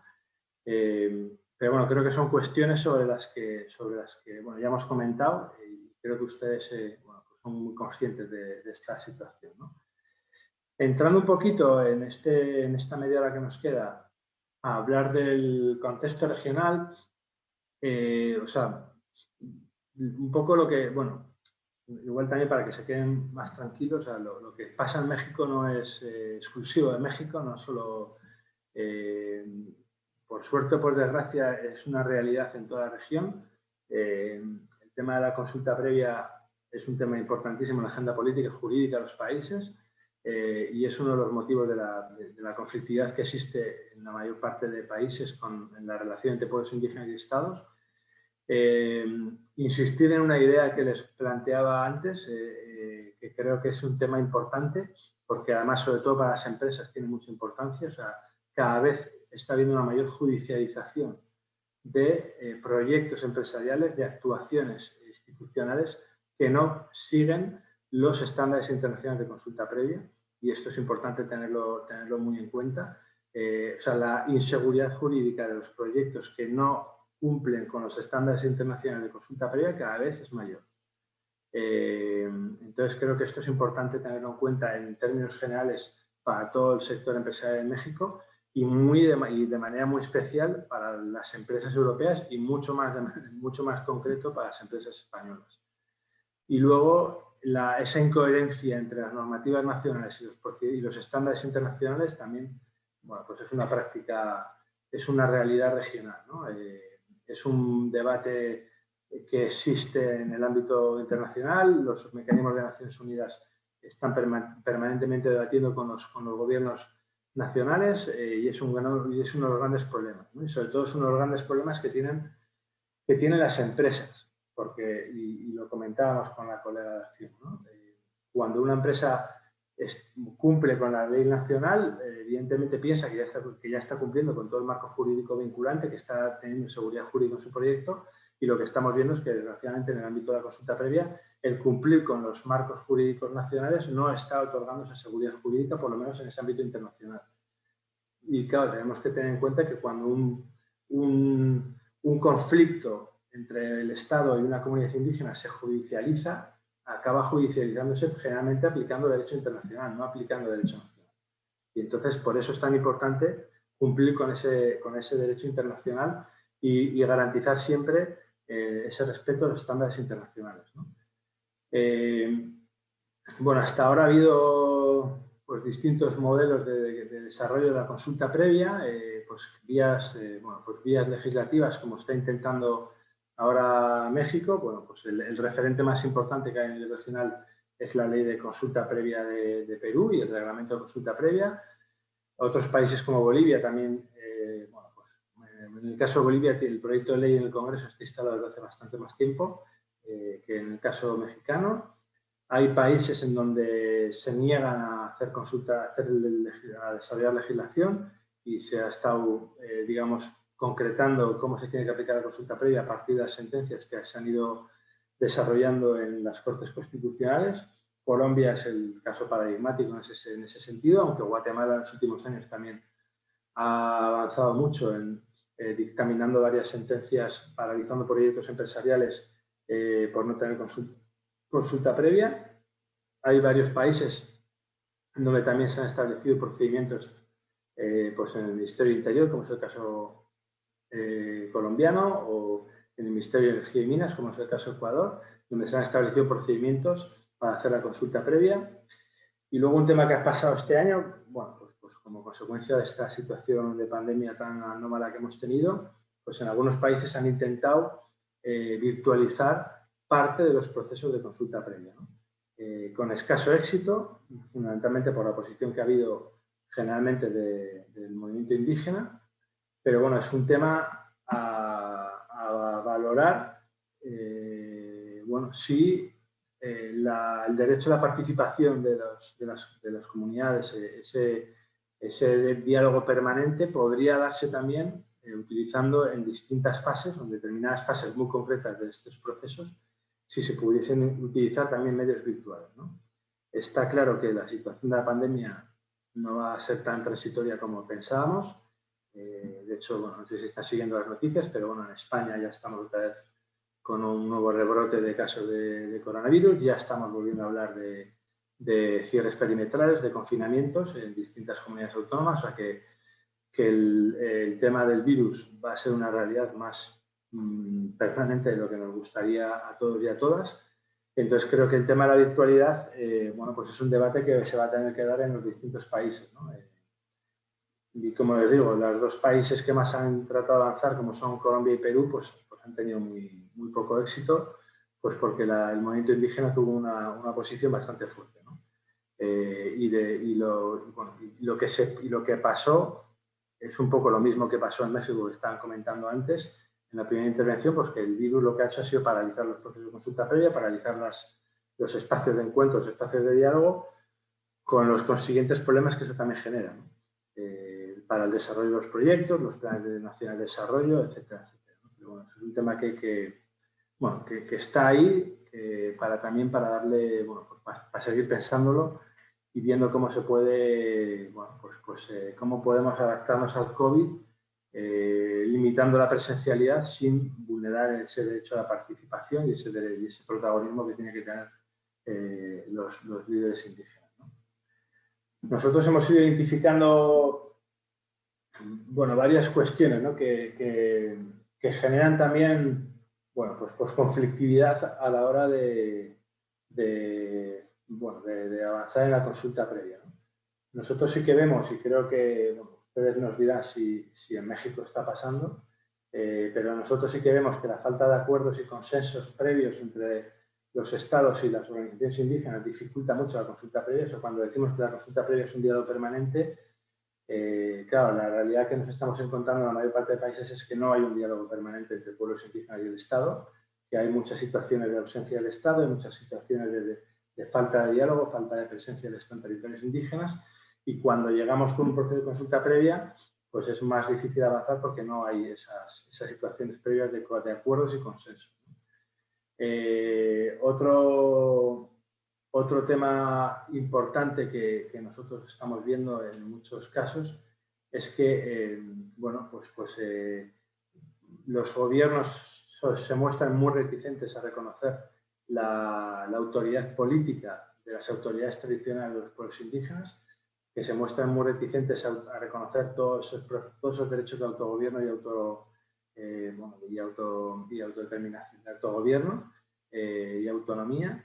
Entonces eso también genera cuando tenemos que hacer consultas previas con esas autoridades a las que nos estamos reconociendo su papel político y su rol político, pues los procesos de consulta previa son también más complicados. Otro problema que estamos identificando para avanzar en las consultas previas es la falta de reconocimiento que los estados tienen de los derechos territoriales de los pueblos indígenas. En la mayor parte de países de América, México incluido, los estados han atribuido la propiedad de los recursos naturales y del subsuelo y del suelo y del subsuelo.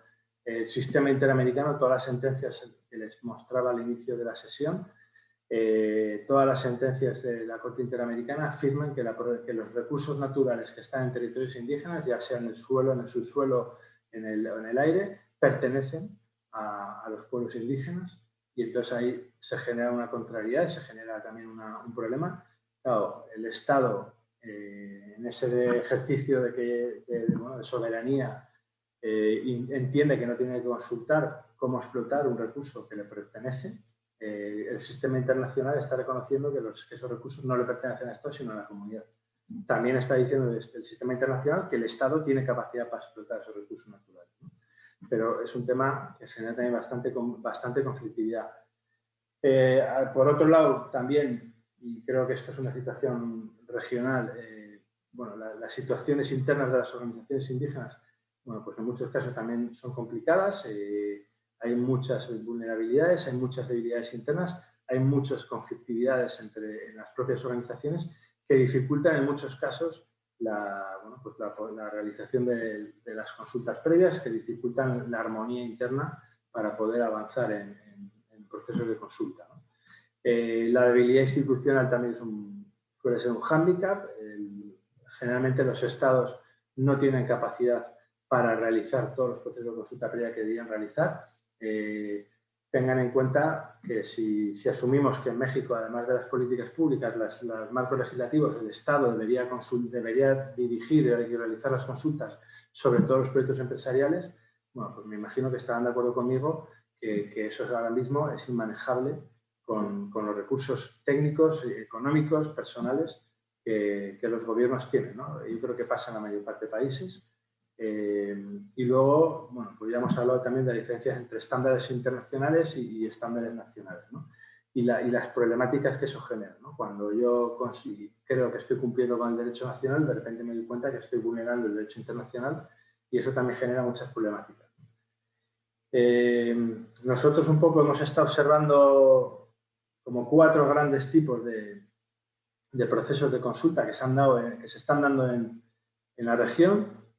Bueno, pues por un lado las mesas de concertación y consultas sobre políticas públicas que se han dado pues, en países como, bueno, en Colombia desde el año 96, en Panamá desde el año 2012 a raíz del conflicto que hubo en la comarca Nove y el cierre de la vía panamericana.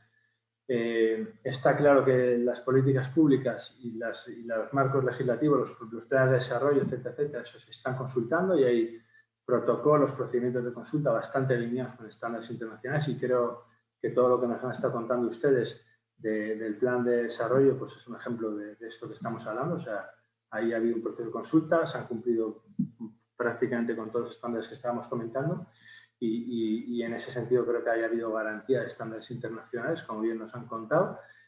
Por otro lado, tenemos los procesos de consulta que están realizando los ministerios de Minas e Hidrocarburos, ministerios de Energías, sobre todo lo que son proyectos extractivos, sobre todo lo que son proyectos empresariales. Ahí, desgraciadamente, nos encontramos con que muchos de estos procesos o muchos de los procedimientos que los gobiernos han desarrollado tienen muchas carencias con relación a estos estándares internacionales y ahí empiezan a surgir los problemas con esta diferencia de estándares nacionales con estándares internacionales. Otra situación que se ve y que creo que es el caso de México, que es el caso que nos contaba la colega de Acciona, son estas negociaciones directas entre las comunidades y las empresas, cuando bueno, las empresas acaban asumiendo el liderazgo de este proceso de consulta previa o las consultas indígenas, como ustedes las llaman. Bueno, pues eso se está dando también, se está dando en muchas partes de América y en el caso de México, en el contexto de estas consultas indígenas que ustedes realizan, en otros marcos se está dando también como respuesta de muchas empresas al bloqueo que hay en los estados para realizar las consultas previas y aplicando un poco el marco de día de vigencia en derechos humanos, ¿no? como un intento de desbloquear esa parálisis que muchos procesos de consulta previa tienen en los gobiernos. Y luego el otro tema, bueno, que en México también se ha dado, pues son todos los procesos de autoconsulta que se están dando o que se han dado en distintos territorios autónomos. En México hay experiencias bastante interesantes de comunidades indígenas, organizaciones indígenas que están ejerciendo el autogobierno a unos niveles bastante altos y digamos, han establecido territorios autónomos pues en Michoacán y en Chiapas y en otras regiones. Y ahí pues se hacen sus propios procesos de autoconsulta. Entonces, bueno, esto es un poco los cuatro tipos que nosotros nos hemos encontrado. Lo que tenemos que tener muy claro es que, según los estándares internacionales, tanto las negociaciones directas entre comunidades y empresas como los procesos de autoconsulta no entrarían en la categoría de consulta previa que dice la OIT o que dice Naciones Unidas. Y eso es un tema que hay que tenerlo bien claro. Y por eso creo que la problemática que las empresas tienen en México es una problemática importante. Porque por mucho que esas consultas indígenas cumplan con la ley, con los marcos normativos mexicanos y que haya estos decretos que nos comentaba la colega de Acciona que eximen a las empresas de hacer consultas previas, etcétera, etcétera, bueno, pues hay ahí esa falta de aplicación de estándares internacionales creo que genera un problema importante. Y en el caso de las autoconsultas, bueno, ya también Naciones Unidas se ha pronunciado varias veces diciendo claramente que para que una consulta, digamos, sea reconocida dentro de los estándares internacionales, tiene que ser un diálogo entre un Estado y una organización indígena o una comunidad indígena. No puede ser un proceso de una autoconsulta en donde el Estado no está presente. Entonces creo que ese es un tema importante también para reflexionar con relación a la realidad mexicana, ¿no? Y ver cómo esos procesos de autoconsulta, bueno, pues se pueden respetar o se les puede dar cierto margen de legitimidad dentro del marco jurídico político nacional, pero hay que tener en cuenta que en los estándares internacionales no encaja como consulta previa, y lo mismo a esos procesos de consulta directa, ¿no? Bueno, entrando un poquito a comentarles algunas reflexiones que hacemos nosotros sobre elementos que favorecen la consulta previa o recomendaciones que nosotros hemos ido identificando, bueno, para intentar por lo menos dejar al final pues 10 minutos en los que puedan ustedes intervenir. Bueno, nosotros hemos ido identificando varios elementos, ¿no? Que creemos que son importantes. Bueno, nos parece y además que creemos que los estados deberían trabajar un poco en esa línea para favorecer precisamente por la seguridad jurídica de todos los actores, ¿no? Por un lado, hemos visto que cuando las organizaciones indígenas están fortalecidas internamente y tienen unidad, es más fácil realizar procesos de consulta previa. También hemos identificado que cuando los líderes tradicionales de esas comunidades tienen formación en derechos humanos y y han desarrollado sus capacidades en materia de estándares internacionales, es mucho más fácil llegar a acuerdos con ellos y realizar las consultas previas. Esto va en contra un poco del imaginario que ha habido siempre en el mundo de las empresas, en el que, bueno, pues cuanto menos sepan mejor y así es más fácil negociar. Bueno, pues nosotros nos hemos dado cuenta que es precisamente al revés. Cuanto más conocimiento tienen sus derechos, es más fácil llegar a acuerdos con las comunidades y además menos necesidad tienen de apoyo técnico y de asesores y, por lo tanto, es más fácil conciliar las agendas del Estado, las agendas de la comunidad y las agendas de la empresa. Es importantísimo la voluntad política de los gobiernos de cumplir con los estándares internacionales en materia de consulta previa. Al final, estas interpretaciones o estas legislaciones nacionales tratando de interpretar los estándares internacionales, limitando los niveles de exigencia, acaban convirtiéndose, hacen un flaco favor tanto al gobierno como a las empresas. Lo único que hacen es generar más conflictividad, porque la demanda de las comunidades indígenas de aplicar los estándares internacionales es mayor. Es importantísimo que haya una representación política fuerte en los procesos de consulta previa, representantes del Estado con capacidad de decidir. Y es muy importante que las empresas desarrollen sus conocimientos sobre derechos de pueblos indígenas, sobre los estándares internacionales de derechos de pueblos indígenas y que adquieran compromisos a través de políticas de derechos humanos, políticas de derechos de pueblos indígenas, para respetar en sus proyectos los estándares internacionales de derechos de pueblos indígenas y en el caso concreto después de consulta previa. En muchos casos, sobre todo cuando hay conflictos, la presencia de mediaciones de mediadores nacionales e internacionales es importante. Defensorías del pueblo, procuradurías pueden jugar un papel muy relevante para favorecer las negociaciones, los diálogos, las consultas previas. La sinceridad, la generación de confianza, la participación al máximo nivel de las autoridades indígenas es importantísimo. Aplicar los estándares internacionales es importantísimo. Realizar los estudios de impacto en derechos humanos es vital para la consulta previa y sobre todo para definir si es consulta o es consentimiento. Muchos proyectos a los que supuestamente acusamos de generar impactos graves en las culturas, los territorios indígenas, cuando se realiza un estudio de impacto en derechos humanos con una metodología objetiva, se demuestra que los impactos no son tan graves y que pueden ser fácilmente remediables. Por lo tanto, por eso es muy importante trabajar ese marco de estudios de impacto en derechos humanos, no solo porque sea una obligación que establece la Corte Interamericana, sino también porque favorece la generación de confianza, la aplicación de la vía de diligencia y la resolución favorable de las consultas previas. Y bueno, nosotros, como recomendaciones que hacemos siempre a los actores, nos parece importantísimo trabajar desde los estándares internacionales. Nos parece importantísimo para las empresas empezar a aplicar e integrar modelos de vía de diligencia en derechos humanos y integrar los derechos indígenas en esos modelos de vía de diligencia. Nos parece muy importante actuar siempre cumpliendo con el convenio 169, con los estándares del convenio 169, generar procesos permanentes de diálogo, de participación de las comunidades. Los procesos de confianza al final es lo que nos permite resolver los conflictos o prevenir los conflictos, por lo tanto es importantísimo. Es muy interesante empezar a hablar de modelos de beneficio compartido y de beneficio mutuo, que ya hay empresas en la región que están aplicando este tipo de proyectos, de propuestas. Y como digo, los estudios de impacto en derechos humanos son importantísimos. Y lógicamente, bueno, pues integrar la interculturalidad en los proyectos, pues la parte de la participación y sobre todo, ya lo hemos comentado, pero tener mucho cuidado con la aplicación la posible aplicación del principio de extraterritorialidad, ¿no? Que ya es una realidad vigente en Europa y que por lo tanto hay que tener muy en cuenta. Bueno, yo quería dejarlo aquí para que por lo menos tengamos 10 minutos para un último turno de intervenciones, de comentarios que puedan tener, bueno, pues para que podamos ceñirnos al tiempo. Así que, bueno, pues podemos abrir el espacio y aprovechar estos 10 minutos para alguna duda o algún comentario que puedan tener.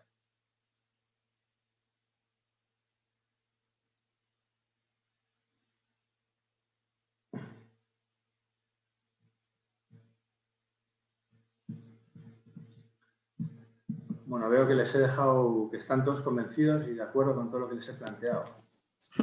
Yo tengo una pregunta, a ver si nos pueden compartir su experiencia. Soy Magui Salazar.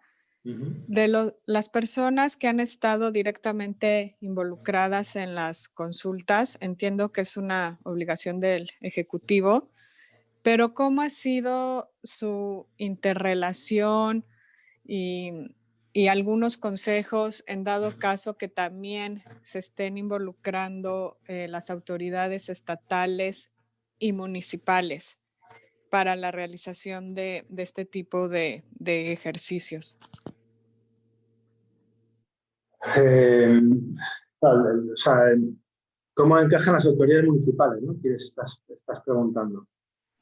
Sí, municipales y a veces hasta estatales, ¿no? ¿Cuál sería un rol que sea productivo y sus experiencias, ¿no? Que creo que es lo más valioso.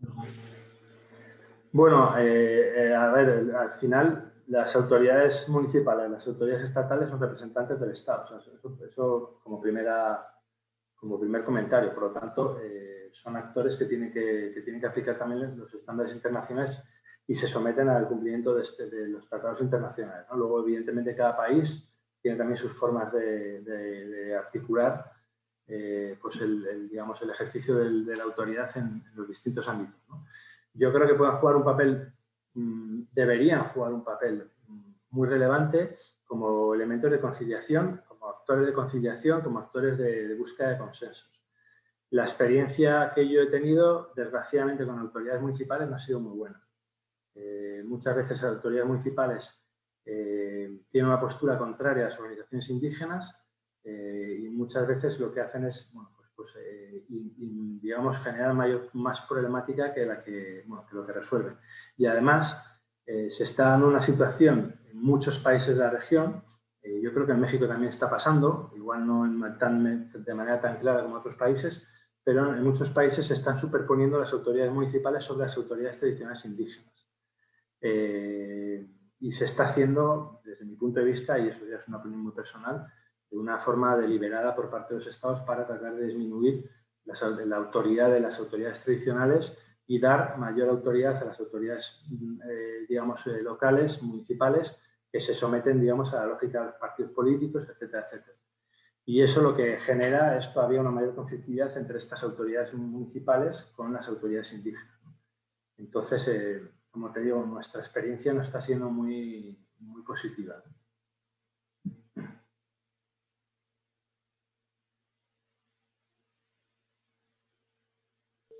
Gracias. Bueno, ¿quién se anima a un último comentario, una última pregunta? Sí, Isabel, adelante.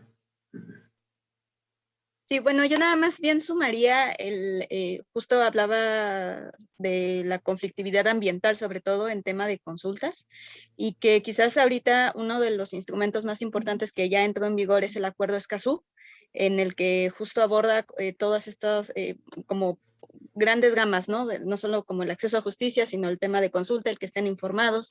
Entonces, que también sería como, bueno, al menos a nivel regional, justo en sistema interamericano, uno de los acuerdos más importantes a los que ahorita también hay que dar seguimiento y que todos los actores involucrados, estados, empresas, pues van a tener que estar dando atención y seguimiento y cumplimiento. Entonces, sumaría eso, sobre todo por el tema, y porque es un instrumento vinculante que apenas entró en vigor. Totalmente de acuerdo. Muy bien. Bueno, pues bueno, yo creo que ya estáis o están todos ustedes exhaustos de esta sesión. Yo, si te parece, Juan Daniel, pues bueno, te devuelvo un poco la palabra para que puedas ir cerrando el seminario. Gracias, Miquel. No, pues a todos nuevamente muchas gracias por su participación.